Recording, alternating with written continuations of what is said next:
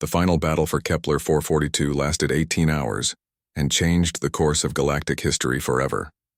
Warlord Thrakvan stood on the bridge of his command ship, watching casualty reports that made no sense according to everything the Morgeth Empire had learned about warfare. "Warlord, we have lost 7 ships and suffered significant damage to 11 others," reported his tactical officer. "The human fleet has lost 4 ships, but the remaining vessels are still fighting at full effectiveness despite heavy damage." Thrakvan studied the tactical display with growing disbelief. His empire had conquered 17 star systems by following a simple formula: demonstrate overwhelming force, inflict enough casualties to break enemy morale, then accept their surrender. The formula had never failed, until now. "Sir, we are receiving another transmission from the human commander," the communications officer announced. Admiral Wang's voice filled the bridge, speaking words that would be remembered throughout Morgeth space for generations. "Warlord Thrakvan, this is Admiral Su Wang of the Earth Defense Force. You have 2 choices. Order your ships to withdraw from this system immediately, or we will continue this battle until every ship you have is destroyed or damaged beyond repair. Humans do not negotiate with genocidal empires. Tell the human admiral that we have superior numbers and firepower," Thrakvan replied. "Continued resistance is illogical."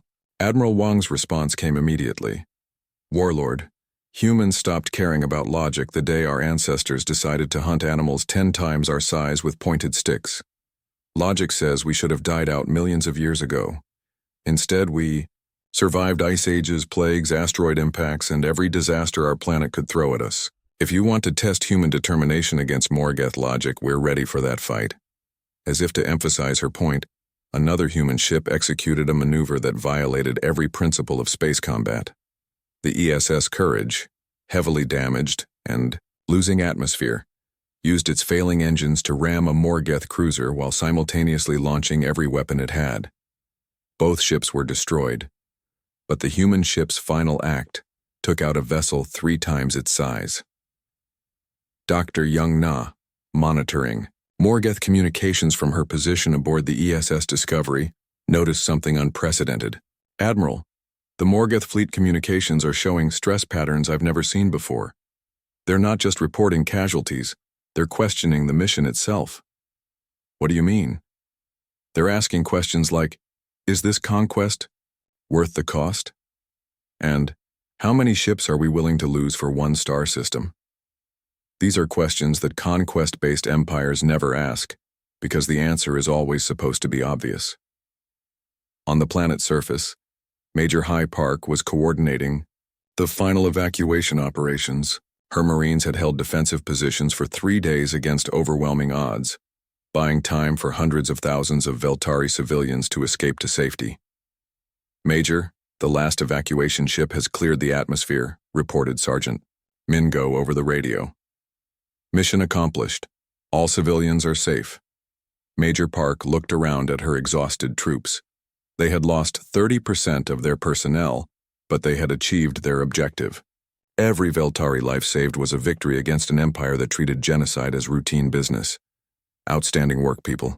Now let's get out of here and let the Navy finish this fight. The evacuation of human ground forces was itself a tactical masterpiece. Instead of simply retreating, the Marines used their withdrawal to set traps for pursuing Morgeth forces. Abandoned positions were rigged with explosives. Supply caches were booby-trapped. Even in retreat, humans found ways to make their enemies pay a price. In space, the tide of battle was turning not through superior firepower but through superior determination. Human ships continued fighting with damage that would force other vessels to surrender. Human crews repaired critical systems under fire, rerouted power through damaged conduits, and improvised solutions to problems that had no official answers. Captain Junam, commanding the ESS Indomitable after Captain Wanjiang's heroic sacrifice, demonstrated the tactical flexibility that had allowed humans to dominate Earth's deadliest environments. When his ship's main weapons were disabled, he used the ship's industrial fabrication system to create improvised missiles from spare parts and maintenance supplies. "Engineering, this is the captain. I need you to turn our cargo bay into a weapon." "Sir, That's not possible according to any manual I know. Engineer, humans wrote the manual on making impossible things work. Figure it out. 20 minutes later, the ESS Indomitable was launching shipping containers filled with explosives and guided by reprogrammed maintenance drones. The improvised weapons were crude, but they worked because human engineering was based on the principle that anything could be turned into something else if you were creative enough. Warlord Thrakvon watched this display of tactical innovation with something approaching awe. His forces had fought dozens of species, but none had ever used civilian equipment as military weapons during active combat. The humans seemed incapable of thinking inside established patterns. Intelligence, explain to me how a species develops this level of adaptability, he demanded. Warlord, their planet appears to have subjected them to constant environmental pressure for millions of years. Species that couldn't adapt quickly went extinct. The survivors became capable of thriving in any environment by using whatever resources were available. And this is how they fight wars? It appears so, sir. They treat every battle as a survival situation where standard rules don't apply. They improvise, adapt, and overcome obstacles that would stop other species. The turning point came when Warlord Thrakvon received casualty reports from his other fleets. Word of the Kepler 442 battle had spread throughout Morgeth space, and the psychological impact was devastating. For the first time in their history, Morgeth military units were questioning orders and requesting transfers away from sectors where they might encounter humans. Sir, Fleet Command is reporting morale problems throughout the Empire, his communications officer announced. Military units are asking what happens if we encounter more Deathworld species. Some commanders are requesting that conquest operations be suspended until we understand what we're dealing with. This was the moment when Warlord Thrakvon realized that the Morgeth Empire had made a catastrophic error. They had built their power on the assumption that all intelligent species followed the same basic patterns. The discovery of a species that operated by completely different rules had shattered that assumption. All ships, prepare to withdraw from the system, Thrakvon ordered. Sir, we still have numerical superiority. Numerical superiority is meaningless against an enemy that fights harder when they're losing. Calculate the cost of conquering this system versus the cost of bypassing it. The mathematics are clear. For the first time in Morgeth military history, a conquest fleet withdrew not because they were losing, but because victory would cost more than it was worth. Warlord Thrakvon opened a final communication channel to the human fleet. Admiral Wang, this system is marked as forbidden territory. We will not return. But understand that this sector of space is now designated as dangerous to Morgeth interests. Other empires should be warned that the Deathworld species exists and will fight to protect their allies. Admiral Wang's response was broadcast across all frequencies, ensuring that every ship in the system heard humanity's first diplomatic statement to the galaxy. Warlord Thrakvon, take this message back to your empire. Earth will protect any species that chooses peace over conquest. Any force that threatens innocent life will face the full response of the human race. We are the children of a world that tried to kill us every day for millions of years. We survived by fighting back, remember that. As the Morgeth fleet jumped away from Kepler 442, Prime Researcher Talvin transmitted to the human fleet. Children of the Deathworld, our people are saved because you answered our call for help. How can we repay this debt? Captain Bin Lee, now commanding the surviving human fleet, gave the answer that would define humanity's role in galactic civilization. Prime Researcher, you can help us build a galaxy where distress calls don't go unanswered. Where peaceful species don't have to face conquest alone. Where children grow up free from the fear of empires that treat other lives as expendable. 6 months later, Dr. Hana Kim stood before the newly formed Galactic Defensive Alliance as Earth's first ambassador to the stars. Representatives from 47 different species had gathered to discuss mutual defense against future threats. The children of the Deathworld extend our protection to all species that choose peace, she announced to the assembly. Earth has learned that the strongest survival trait is not individual strength, but the willingness to protect others who cannot protect themselves. President Cho, addressing the United Nations from New York, summarized humanity's new role among the stars. We are no longer alone in the universe. We have found our place not as conquerors, but as guardians. The same harsh world that taught us to survive has also taught us that true strength means using our abilities to defend those who need defending. Admiral Wang established the first permanent human deep space patrol, ensuring that no distress call would go unanswered. The patrol ships carried a simple message to the galaxy. Admiral Su Wang arrived in the Kepler 442 system with the main human fleet just as the first battle was reaching its peak.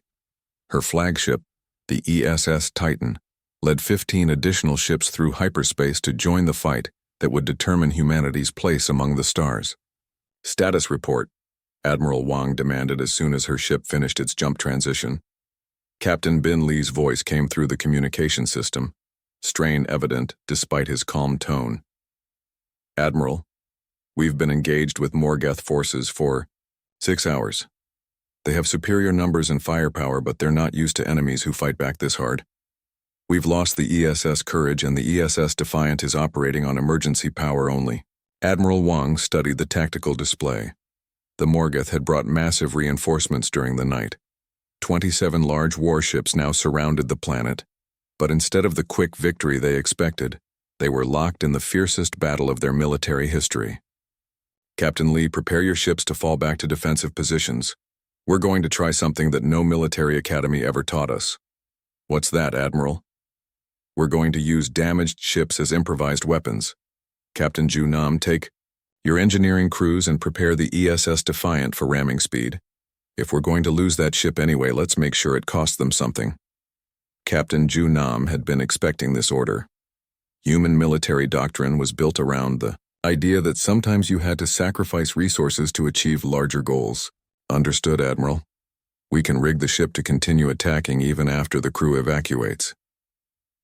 This concept was completely foreign to the Morgoth. In their experience, damaged ships retreated for repairs.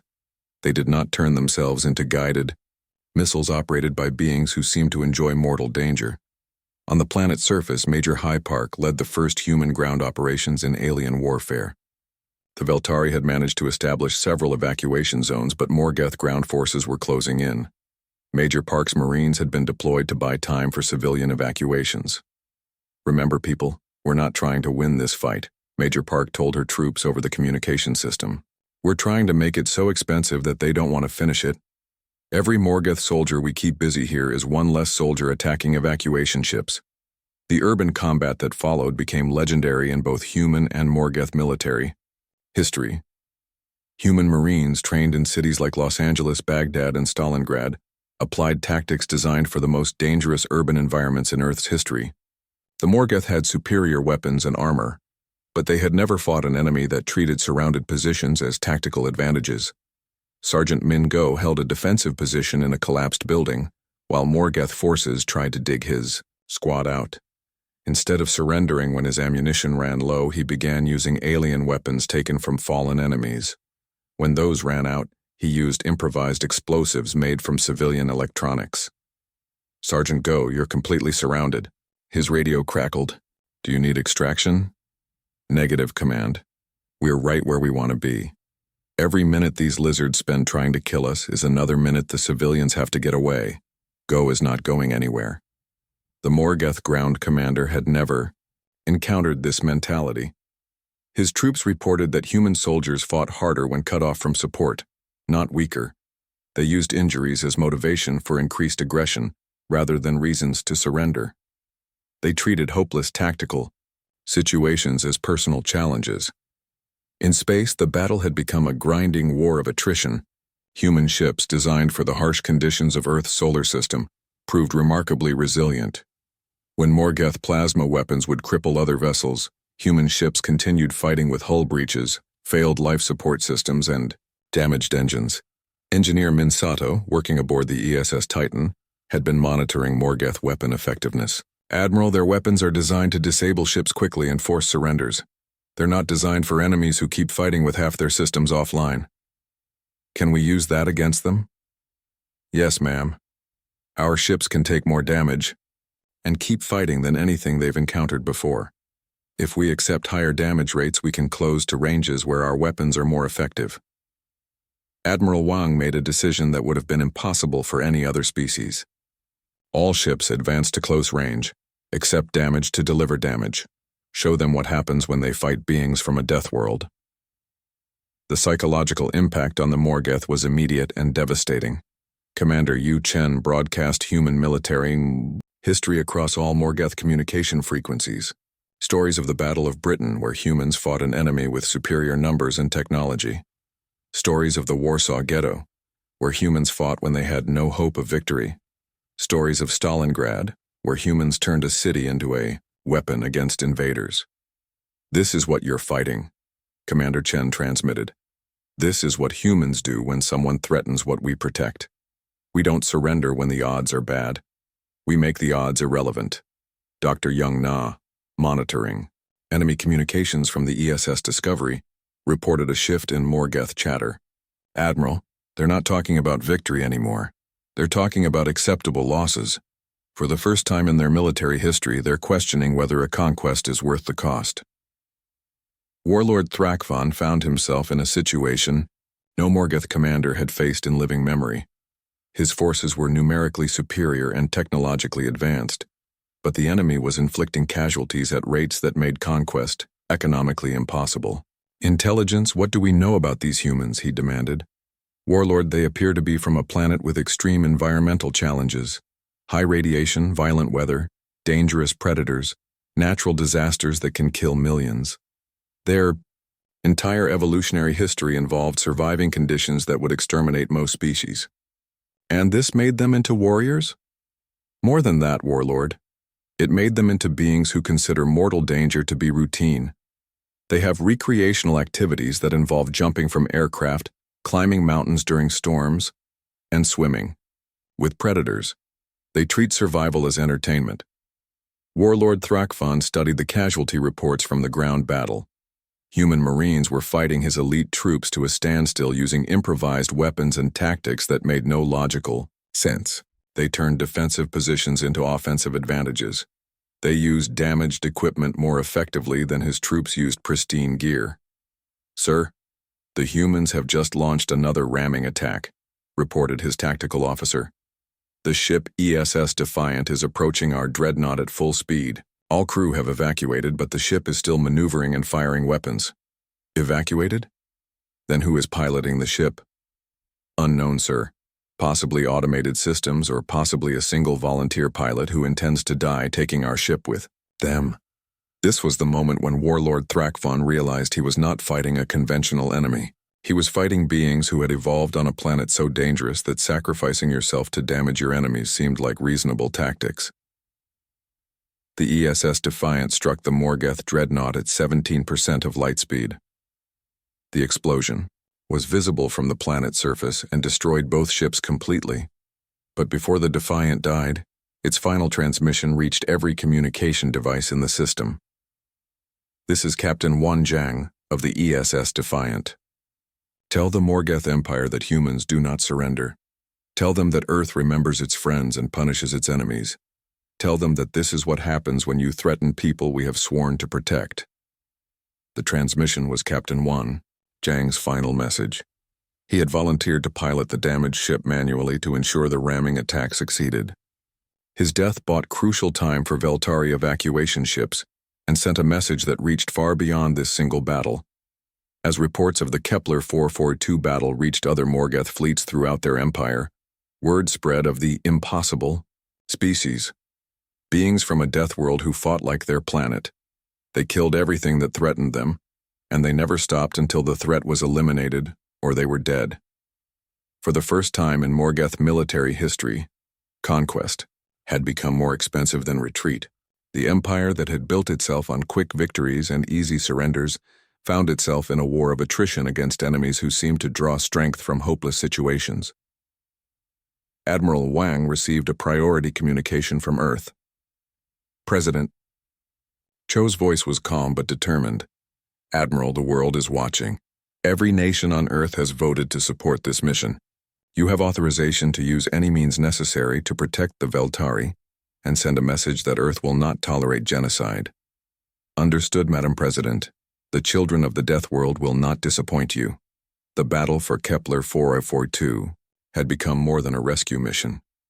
It had become humanity's announcement to the galaxy that Earth would stand against any force that threatened innocent life, no matter how powerful or how far from home. The jump from hyperspace felt like falling through ice water. Captain Wan Jiang gripped his command chair as the ESS Indomitable materialized in the Kepler 442 system. Around him, his crew worked at their stations, checking systems and scanning for threats. They were the advanced scout for the human fleet, and what they found here would determine everything.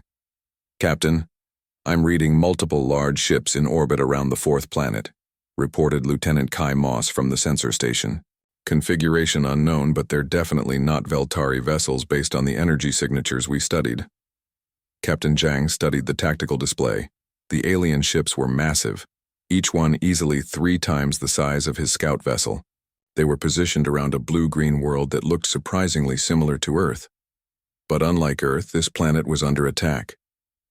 "I'm detecting weapons fire from the large ships to the planet's surface," said Ensign Mia Han. "They're bombarding cities, sir. This isn't a battle, it's an execution." The sight on the main screen was horrifying. Bright flashes of energy erupted from the large ships, striking targets on the planet below. Each flash represented countless lives being ended by beings who treated genocide as routine business. "Communications. Try to reach the Veltari on the frequencies from their distress message," Captain Jiang ordered. "Aye, sir. Transmitting now." Petty Officer Su Kim worked at her station, sending coded signals toward the planet. For several minutes, there was no response. Then a weak signal came back. The voice was clearly not human, but the computer's translation made the words understandable. "Unknown vessel. You must leave immediately. The Morgeth will destroy any ship that approaches this system. We are grateful for your response to our message, but you cannot help us now." Captain Jiang activated the communication system. "This is Captain Wan Jiang of the Earth vessel Indomitable. We received your distress call. We are here to help." The silence lasted so long that Captain Jiang wondered if the transmission had failed. Then the alien voice returned, filled with something that sounded like amazement. "Earth? The Deathworld is real? You are the children of the killing planet?" "We prefer to call it home," Captain Jiang replied. "But yes, we're from Earth and we brought friends." As if summoned by his words, the rest of the human fleet began jumping into the system. One by one, 12 ships materialized from hyperspace. They were not as large as the Morgeth vessels, but they moved with purpose and coordination that the aliens had never seen before. Captain Bin Lee's voice came over the fleet communication channel. "All ships, this is Discovery. Take formation Delta 7 and prepare for combat operations. Remember, our job is to buy time for evacuations and make these invaders pay a price they won't forget." The Morgeth response was immediate. The massive alien ships began turning away from the planet to face this new threat. Captain Jiang could almost feel their confusion. For months they had faced no real resistance. Now strange new ships had appeared from nowhere, and were actually moving toward them instead of running away. "Captain, we're being scanned by the large ships," reported Lieutenant Moss. "They're trying to analyze our technology." "Let them look," Captain Jiang said. "I doubt they'll understand what they're seeing." He was right. Human ships were built differently than anything the Morgeth had encountered. Other species built ships for specific purposes: exploration, trade, research, or war. Humans built ships that could do everything because Earth had taught them that survival meant adapting to any situation quickly. The first Morgeth ship to fire its weapons learned this lesson immediately. The energy beam that would have crippled any Veltari vessel struck the human destroyer ESS Defiant. The ship shook under the impact, its shields flared, but it kept coming. Commander Yu Chen, captain of the Defiant, opened a channel to the Morgeth ship. "Is that your best shot? On Earth we call that a sunburn." The Morgeth commander who received this message had conquered 16 star systems. He had accepted the surrender of dozens of species. He had never heard an enemy insult his weapons after being hit by them. "All ships, concentrate fire on the small vessels," the Morgeth commander ordered. "Destroy them quickly and return to the surface bombardment." But the human ships did not behave like other ships. When the Morgeth focused their fire on one vessel, the other ships did not retreat to safe distance. Instead, they moved closer, using their damaged companion as cover while they closed to combat range. Lieutenant Kai Moss, now serving as a boarding team leader, looked at his Marines with grim determination. Remember, these aliens have been bullying peaceful species for who knows how long. Time to show them what happens when they pick on someone who punches back. The first boarding action took place when the ESS Indomitable rammed its docking tube directly into the hull of a Morgeth frigate. The aliens inside were expecting many things, but they were not expecting human Marines to come pouring through their hull breach with weapons ready and war cries that sounded like nothing they had ever heard. The Morgeth were large, armored, reptilian creatures with natural weapons and superior technology.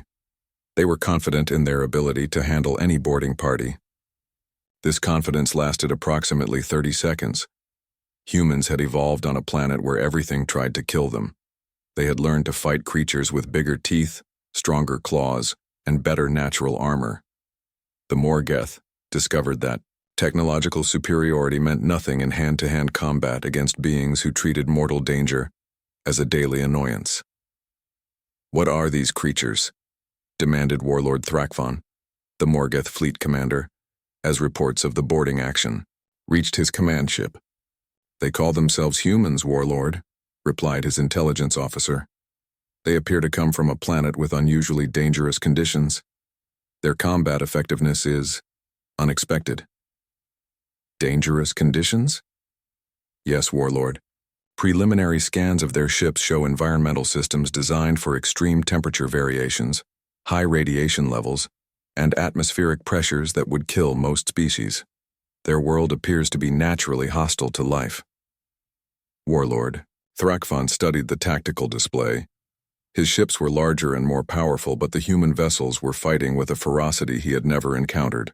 They used damaged ships as weapons, turned defensive positions into offensive advantages, and seemed to fight harder when they were losing. "Sir, the small human ships are launching some kind of projectiles at our dreadnought," reported a sensor operator. "Missiles? No, sir.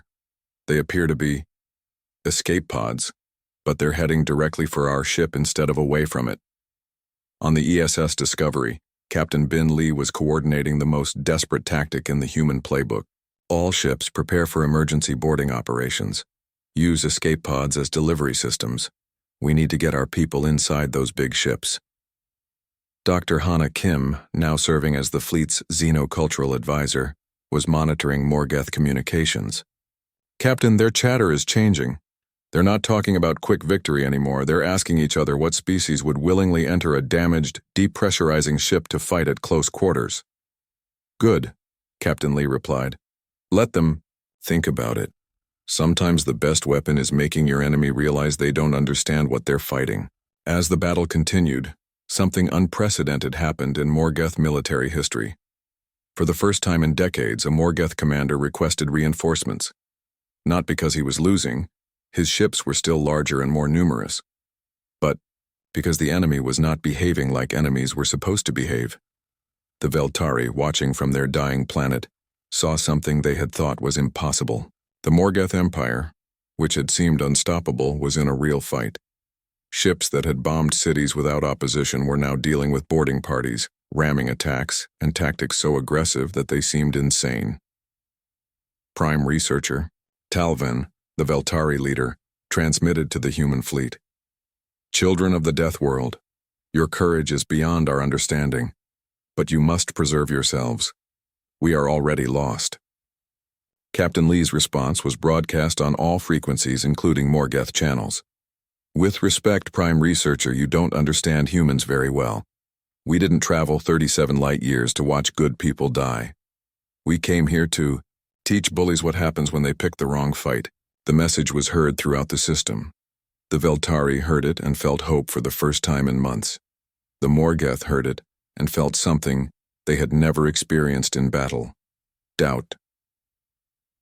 High above the blue-green world, the children of the Deathworld fought their first interstellar war with the same ferocity their ancestors had used to survive ice ages, plagues, and predators. They fought like beings who had learned that sometimes the only way to win was to make the cost of victory too high for the enemy to accept. The Morgoth Empire was about to learn what every human child knew. Some fights are worth having, even when you can't win. President Cho had been in office for 3 years, but she had never faced a decision like this. The emergency meeting of the Global Defense Council was supposed to be secret, but word was already spreading. Alien contact, alien war. And somehow, Earth was involved. The conference room in Geneva was packed with the most powerful people on the planet. Admiral Su Wang sat at the long table, her uniform crisp despite being woken up at 3 in the morning. General Tai Kim studied, the translated alien message on his tablet, his face showing no emotion. Dr. Young Na, Earth's top expert on alien life, kept shaking her head in amazement. "Let me make sure I understand this correctly," President Cho said. "We have received a message from aliens who are losing a war to other aliens, and they sent this message to us because they think Earth is some kind of death world that produces super soldiers." "That's essentially correct, Madam President," said Ambassador Jin Ryu. He had spent his career dealing with international conflicts, but nothing had prepared him for interstellar ones. Admiral Wang spoke up. "With respect, we need to be very careful here. Our entire interstellar fleet consists of 12 experimental ships, the ESS Discovery and 11 support vessels. We have no idea what kind of technology these Morgoth have. But if they have conquered 17 star systems, they are clearly more advanced than us." General Kim disagreed. "Admiral, we cannot just ignore this. If the Morgoth Empire is expanding, they will eventually reach our solar system. Better to fight them now while we have allies than wait for them to arrive at Earth's doorstep." Dr. Na had been studying the alien message for hours. She raised her hand to speak. "I think we are missing the most important part of this message. The Veltari are not just asking for military help. They are asking for help from Deathworld children because they believe beings from a dangerous planet would have special abilities." "What kind of abilities?" President Cho asked. "Think about it," Dr. Na continued. "Most planets that could support life would be relatively stable. Steady climate, few natural disasters, maybe some predators, but nothing too dangerous. Earth is different.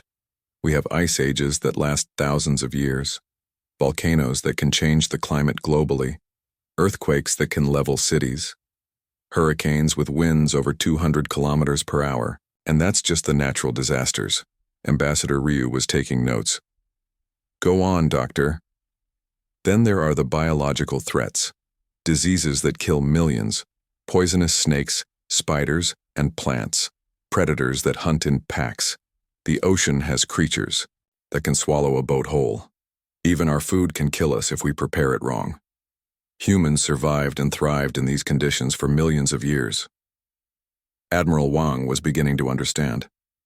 "So the aliens think we are naturally adapted for warfare because our planet tried to kill us every day for our entire evolutionary history." "Exactly. And they might be right. Think about human psychology.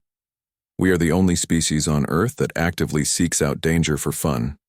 We climb mountains that could kill us. We jump out of airplanes. We sail across oceans in storms. Most animals avoid danger. Humans seem to enjoy it." General Kim smiled for the first time since the meeting began. "Dr. Na, are you saying that, from an alien perspective, humans are basically a warrior species that evolved on a planet designed to create super soldiers?" "That's exactly what I'm saying, General. And if the Morgoth Empire has never encountered serious resistance, they have no idea what they would be facing if they fought humans." President Cho called for a 5-minute break. During the break, more information arrived from deep space monitoring stations around the world. The signals were getting weaker, and they were arriving less frequently. The Veltari were running out of time. When the meeting resumed, Captain Bin Lee joined by video link from Luna Station. His ship, the ESS Discovery, was the most advanced vessel in Earth's fleet, but it was still experimental technology. "Captain Lee," President Cho said, "in your professional opinion, is it possible for our fleet to reach this star system and provide meaningful assistance?" Captain Lee had been thinking about this question for hours.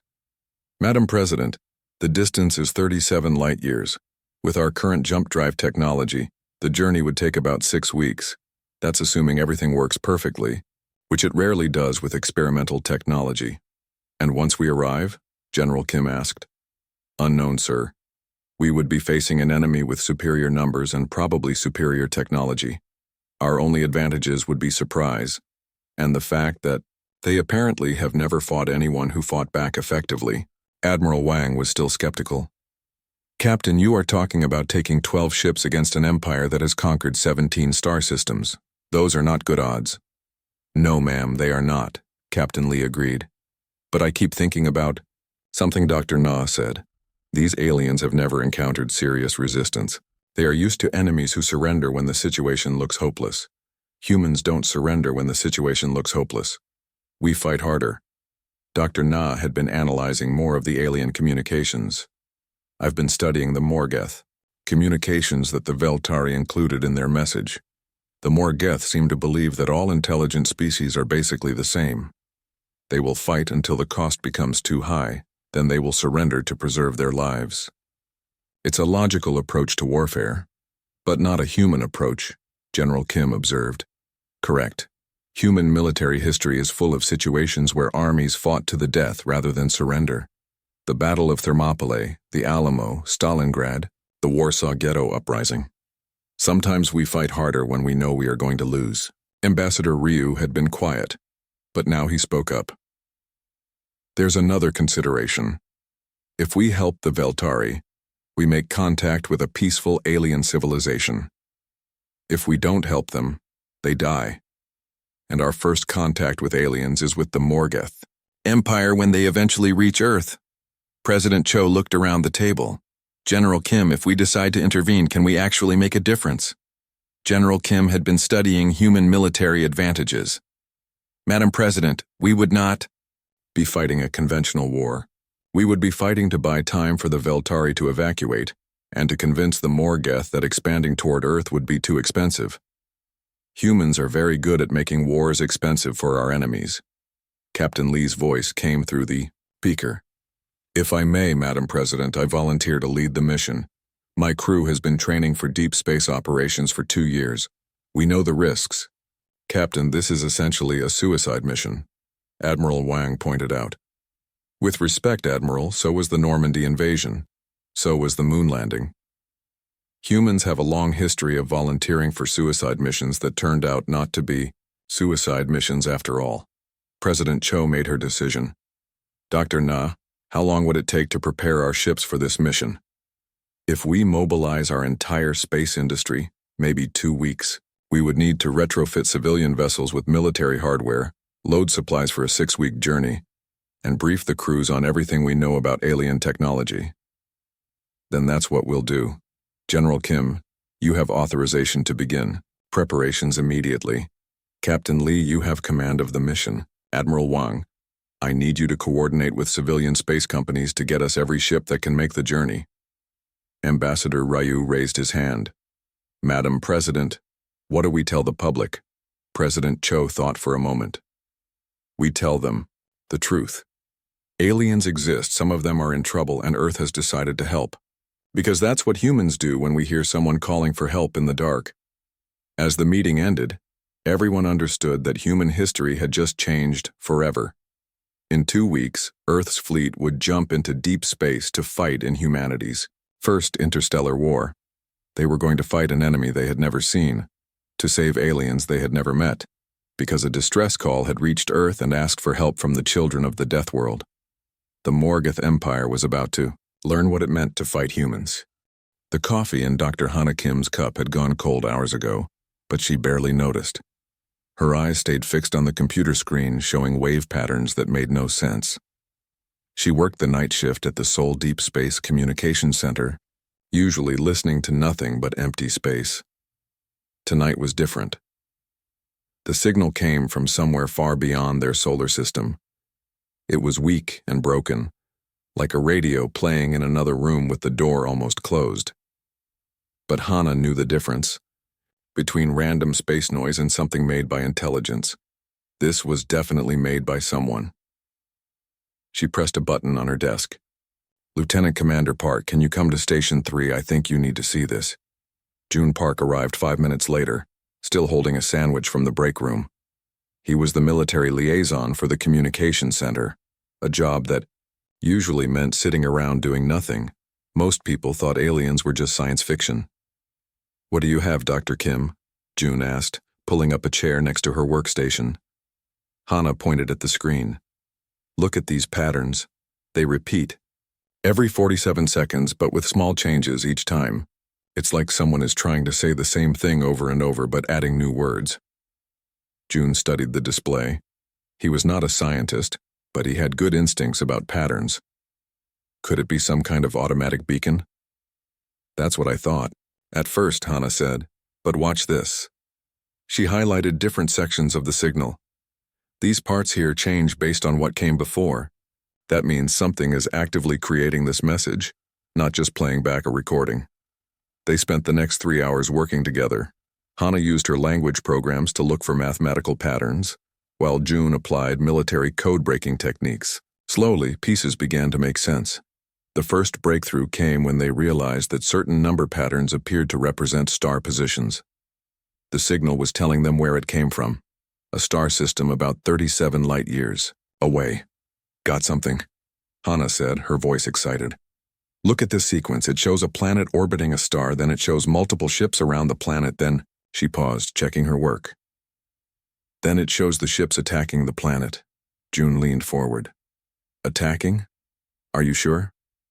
The math is clear. Whatever is sending this message, they are under attack. And June, there's something else. The message keeps getting shorter. What do you mean? Hana played back the last few transmissions. When I first picked up the signal 4 hours ago, the message lasted 3 minutes. Now it only lasts 90 seconds. Either their power's running out or they have less time to send messages. June understood immediately. Because they are losing the fight. I think so. But here's the strange part. They are not asking for military help. Look at this section. Hana pointed to a complex mathematical sequence. They are asking for help from something called Deathworld children. I think that means beings from a dangerous planet. Dangerous how? I'm not sure yet. But they repeated this phrase 17 times. The children of the killing world. If you live, if you can hear this, remember us. It's like they heard stories about beings from a deadly planet, but they are not sure if those beings actually exist. June felt a chill run down his spine. Dr. Kim, what if they are talking about us?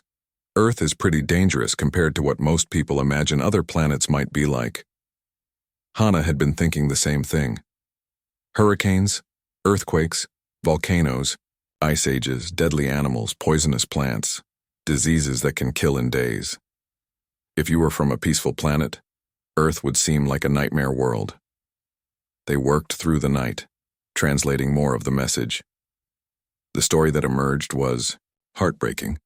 The beings calling themselves Veltari had built a peaceful civilization on their homeworld. They explored space through science and curiosity, not conquest.